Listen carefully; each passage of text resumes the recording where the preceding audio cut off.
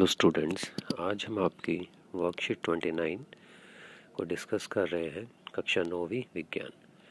इस वर्कशीट के अंदर जैसा कि हमें चल रहा है, हमारा पार्ट शुरू हुआ था गति वाला। आज हम जिस बारे में पढ़ेंगे वो 3 चीज़ें हैं, दूरी, विस्थापन और चाल के बारे में। तो आइए देखते हैं आज की वर्कशीट में क्या है। सबसे पहले जो है ज्ञान पूछ रहा है कि मूल बिंदु की गति का क्या महत्व होता है और दूरी और विस्थापन में क्या अंतर है। दो चीज़ों के बारे में है कि एक मूल बिंदु से कोई वस्तु गति करती है तो उसका क्या महत्व है, और दूरी और विस्थापन दोनों के बीच में क्या अंतर है। जब भी हमने देखा था कि अलग अलग तरह की गतियाँ होती हैं, तो जब सरल रेखीय गति होती है, कहने का मतलब है कि जब कोई वस्तु सीधी जा रही है और बिल्कुल एक सीधी रेखा में जो है गति कर रही है, तो वो उस सबसे आसान तरीका है गति का बताने का कि इस बिंदु से इस बिंदु तक गई, तो इसको हम सरल रेखीय गति कहते हैं। तो किसी वस्तु की स्थिति को बताने के लिए हमें कोई एक निर्देश बिंदु की आवश्यकता होती है। कहने का मतलब क्या है कि अगर हमें कहना है कि वो वस्तु गति कर रही है तो हम कैसे बताएंगे कि यहाँ से वहाँ गई, ऐसा बोलना। लेकिन अगर हम बोले कि स्कूल से घर गए या उस जगह से किसी जगह का नाम हो, तो इस तरह से किसी भी जगह का वो मूल बिंदु किसी भी वस्तु की गति बताने के लिए सबसे अच्छा तरीका है, तो जिसे हम मूल बिंदु कहते हैं। तो वस्तु की अवस्था का मूल बिंदु ही यह निर्धारित करता है कि वस्तु विराम अवस्था में थी या गतिमान अवस्था में, क्योंकि तभी हमें पता चलता है कि पहले यहाँ पर थी और फिर यहाँ पर चलेगी। जब भी कोई वस्तु अपने मूल बिंदु से हटती है तो वह गति करती है और समय अंतराल में कुछ दूरी तय करती है। कहने का मतलब है कि जब एक जगह से वो गई है तो दूसरी जगह पहुंचने में उसको कितना समय लगा, कोई वस्तु जल्दी पहुंच गई, कोई लेट पहुंची, तो ये सब चीज़ें जो है तय करती हैं। तो एक वस्तु द्वारा तय किए गए निश्चित पथ में माप को दूरी कहते हैं। तो ये आपकी दूरी की परिभाषा याद रखनी है।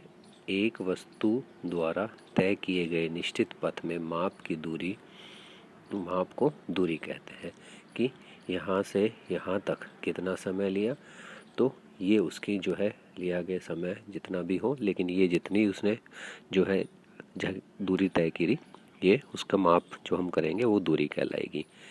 यह एक आदेश राशि है। आपने कल पढ़े थे दो चीज़ों के बारे में, तो इसमें जो है ये एक आदेश राशि है। ये सदा धनात्मक होती है, हमेशा पॉजिटिव होगी, क्योंकि दूरी कभी भी तय की गई नेगेटिव नहीं हो सकती।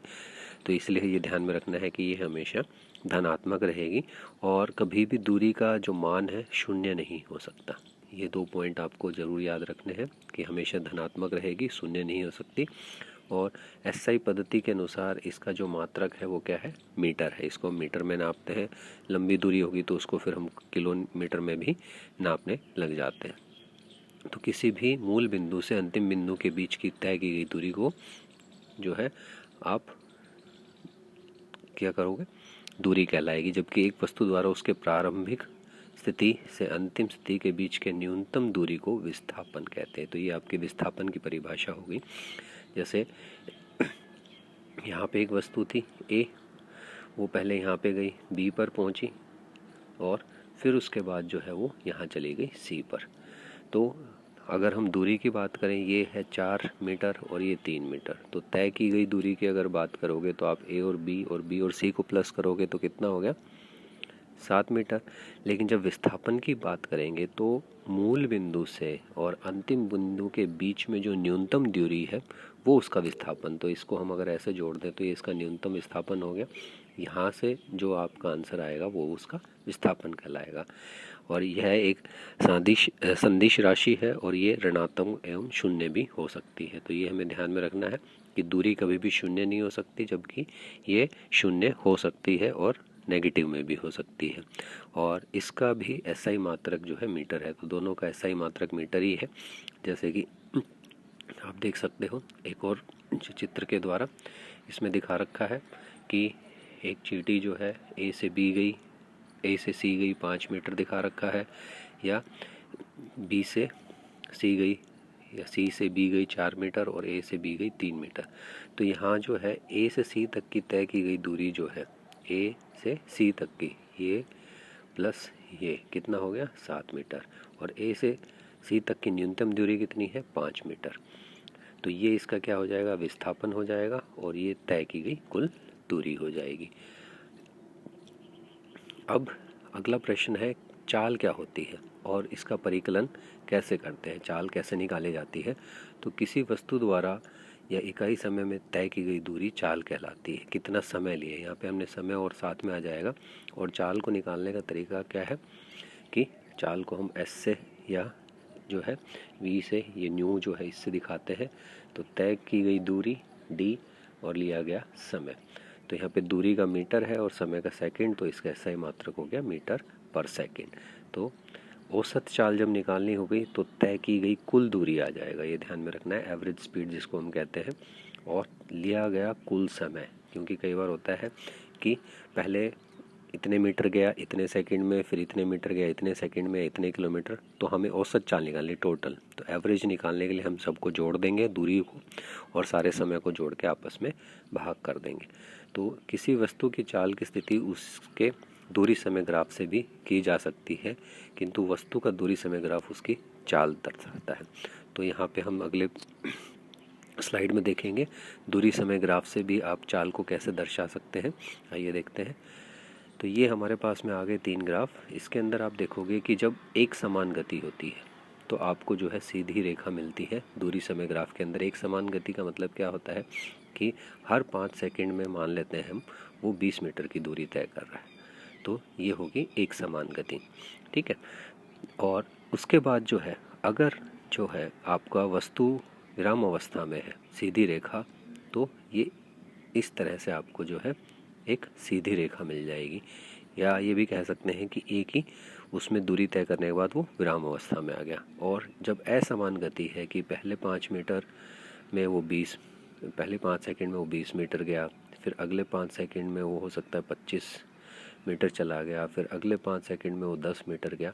तो जब इस तरह से अलग अलग जो है अंतराल या अलग अलग दूरी तय की गई है एक निश्चित अंतराल के अंदर, तो आपको इस तरह से एक ग्राफ मिलता है असमान गति के अंदर। एक समान गति में आपको सीधी रेखा मिलेगी और असमान गति के अंदर आपको इस तरह से मिलेगी। और जब एक ही समय लिए गए समय और तय की गई दूरी जब बराबर होती है तो आपको ये एक सीधी सरल रेखा मिलती है। अब आगे देखते हैं प्रश्न उत्तरों को। दूरी तथा विस्थापन में अंतर स्पष्ट कीजिए। तो इसके अंदर जो है अभी हमने बात करी थी दूरी और विस्थापन की कि अंतर क्या है। दूरी किसी एक दिए गए एक सामान्यतः वस्तु द्वारा तय किए गए मार्ग की लंबाई को दूरी कहते हैं, और यह एक आदिश राशि है, ये सदैव धनात्मक होती है, ये आपको याद रखना है। उसके बाद जो है विस्थापन क्या था, ये निश्चित दिशा में दो बिंदुओं के बीच की लंबवत दूरी को विस्थापन कहते हैं, ये भी संदिश राशि है, इसका SI मात्रक मीटर था। और विस्थापन जो है धनात्मक, ऋणात्मक और शून्य भी हो सकता है, तो ये आपको ध्यान में रखना है। उसके बाद में दूसरा प्रश्न है कि एक जो है कार 20 मीटर की दूरी 5 सेकंड तथा पुणे 20 मीटर की दूरी 3 सेकंड में तय करती है। तो औसत चाल निकालनी है। औसत चाल निकालने का क्या तरीका था, तय की गई कुल दूरी, तो तय की गई कुल दूरी कितनी है, 20 + 20 हो गया, और लिया गया समय क्या है आपका 5 + 3, तो ये हो गया आपका 40/8, और आपका आ गया औसत चाल आ गई 5 मीटर प्रति सेकंड, ठीक है। इसमें हमें ये ध्यान में रखना है कि हमारी जो मात्रक हैं वो सही होने चाहिए। मीटर है तो मीटर में ही, अगर किलोमीटर है तो किलोमीटर में, समय को भी ध्यान में रखना है, एक ही उसमें होने चाहिए। तीसरा है चाल को परिभाषित कर उसका SI मात्रक लिखिए। जो हमने पिछली स्लाइड में देखा था कि चाल का जो है SI मात्रक क्या है, यहाँ पर आप देख सकते हो कि ये चाल की परिभाषा है। जब किसी वस्तु द्वारा इकाई समय में तय की गई दूरी चाल कहलाती है, और एक आदेश राशि SI पद्धति के अनुसार उसे मीटर प्रति सेकंड कहते हैं। तो ये आपको इसमें उत्तर में लिखना है। उसके बाद जो है चौथा प्रश्न है, हमें दिए गए समय दूरी ग्राफ में वस्तु ABC में किसकी गति सबसे अधिक होगी। अब इसमें आपका 3 चीज़ें दे रखी हैं, ABC 3 चीज़ें जा रही हैं। तो इसका एक बहुत आसान सा तरीका होता है कि आपको ये जो आपका X एक्सिस है और ये होती है Y एक्सिस, तो X एक्सिस के बीच में जिसका सबसे कम कोण होगा वो सबसे अधिक गति पे होती है। या दूसरा तरीका होता है कि जिसका ये जो लाइन है इसका जो एंगल है ये सबसे कम है या ये सबसे सीधी है, स्टीप बोलते हैं इसको इंग्लिश में, जो बिल्कुल सीधी खड़ी हुई है। अब वैसे भी देखोगे तो यहाँ पे तय की गई दूरी सबसे अधिक है और लिया गया समय सबसे कम है। सी को आप देखोगे तो तय की गई दूरी जो है ए से कम है और लिया गया समय उससे ज़्यादा है। बी को देखेंगे तय की गई दूरी और कम है और लिया गया समय उससे भी अधिक है।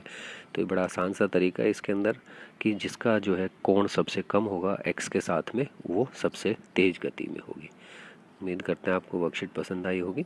इसके कुछ उत्तर आप इसमें मैंने लिख के दिए हैं, अगली स्लाइड में आप देख सकते हो। दूरी 4 बार है, दूरी विस्थापन वाला भी और